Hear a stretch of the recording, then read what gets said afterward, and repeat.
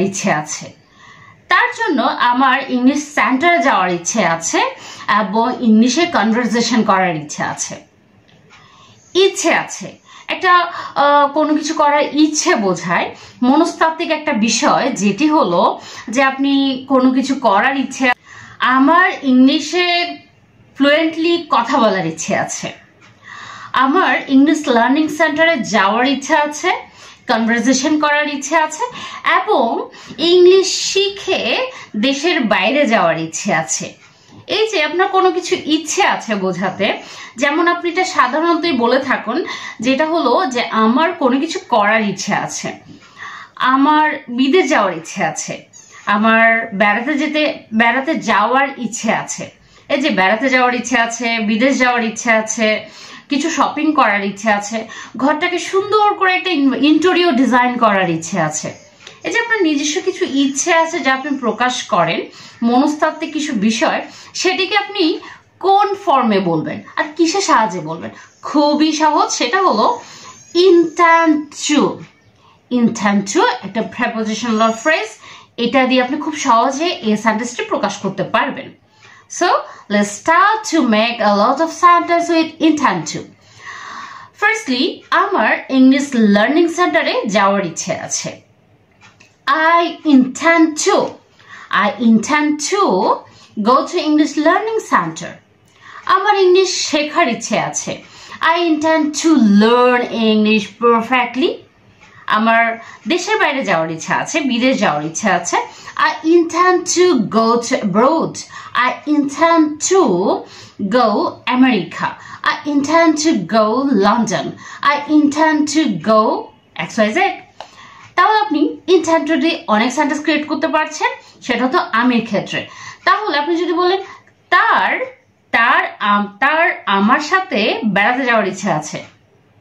He intends.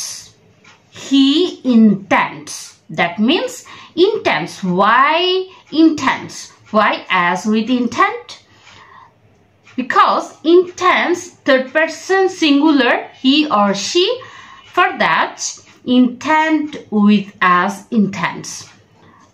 He intends to go to school. That স্কুলে যাওয়ার ইচ্ছে আছে। He intends to go to market. He intends go to home. তার বাসায় যাওয়ার ইচ্ছে আছে।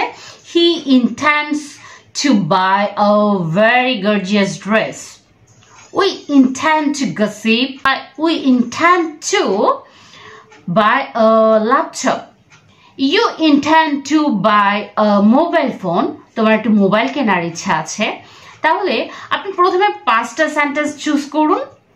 পাঁচটা সেন্টেন্স চুজ করে I, we, he, she, it এটা দিয়ে সেন্টেন্সটি তৈরি করুন এবং প্রত্যেকটা সেন্টেন্সকে আপনি প্রোনাউন চেঞ্জ করে দিন, অবজেক্ট চেঞ্জ করে দিন। অবজেক্ট কিভাবে চেঞ্জ করবেন?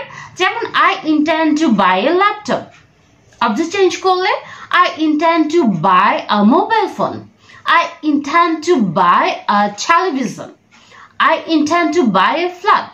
অবজেক্ট চেঞ্জ করে দিচ্ছেন, সাবজেক্ট intend to একই রয়েছে, আপনি ভার্বটাও একই আছে, শুধু অবজেক্টটা চেঞ্জ করেছেন। এবার আপনি ভার্বটা চেঞ্জ করুন। ভার্বটা চেঞ্জ করলে কি হবে?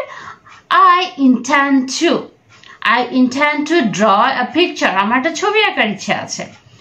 I intend to go to market. আমার মার্কেটে যাওয়ার ইচ্ছা আছে। I intend to go to outing. আমার বাইরে যাওয়ার ইচ্ছা আছে। I intend to go, তাহলে আপনি এখানে go learn, speak. আমার ইংলিশে কথা বলার ইচ্ছা আছে, ভার্বটা চেঞ্জ করছেন।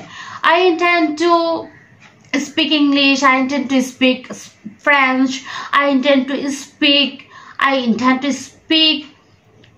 British. I intend to speak Indian. I intend to speak Bengali. তাহলে আপনি একবার অবজেক্ট চেঞ্জ করছেন, তারপরে ভার্ব চেঞ্জ করবেন, তারপরে ইন্টেন্টটা ঠিক রেখে আপনি সাবজেক্ট চেঞ্জ করবেন। এইভাবে করে আপনি 5টা সেন্টেন্স থেকে 10টা করুন, 10টা থেকে 20টা করুন, 20টা থেকে 40, 50 আপনি আপনার মতো করে বলতে থাকুন ইংলিশে। সো আপনি যদি মনে করেন কোনো প্রকার কোচিংয়ে না গিয়ে ইংলিশটা শিখতে চাচ্ছেন বা স্পোকেন কোর্সটা আপনি খুব ইজি ফরম্যাটে নিজের মতো করে গুছিয়ে অবজার্ভ করতে যাচ্ছেন, প্র্যাকটিস করতে চাচ্ছেন, তাহলে কোনো ঝামেলা ছাড়াই এই প্রত্যেকটা বিষয়টা আপনি প্র্যাকটিস করুন, লিখুন। লেখার সময় না পেলে আপনি একটু নিজের মতো করে যখনই আপনি আমার এই বিষয়টা দেখছেন সঙ্গে সঙ্গে আপনি আমার সাথে বলুন, কারণ আমরা হরহামেশাই আমরা মোবাইলটা স্ক্রলিং করতে থাকি। সেই সাথে আপনি যখন এটা দেখবেন একটু মুখে বলুন, সাথে এটা দিয়ে আপনি কিছু একটা পোস্ট করুন ইংলিশে, কোনো ফ্রেন্ডকে চ্যাট করুন, ফ্রেন্ডের সাথে চ্যাট করুন, টেক্সট করুন, তাহলে খুব সহজে আপনি প্র্যাকটিস করে ফেলতে পারবেন। এই ইংলিশটা যারা চাইছে যে আমি খুব সহজে ইংলিশ শিখবো এবং সহজে প্র্যাকটিস করতে যাচ্ছি তাদের জন্য। আর যারা সিরিয়াসলি ইংলিশটা শিখে কিছু একটা করতে চাচ্ছে তাদেরকে তো এটা অনেকটা এগিয়ে রাখবে খুব সহজ ফর্মুলা ইংলিশ শেখার জন্য।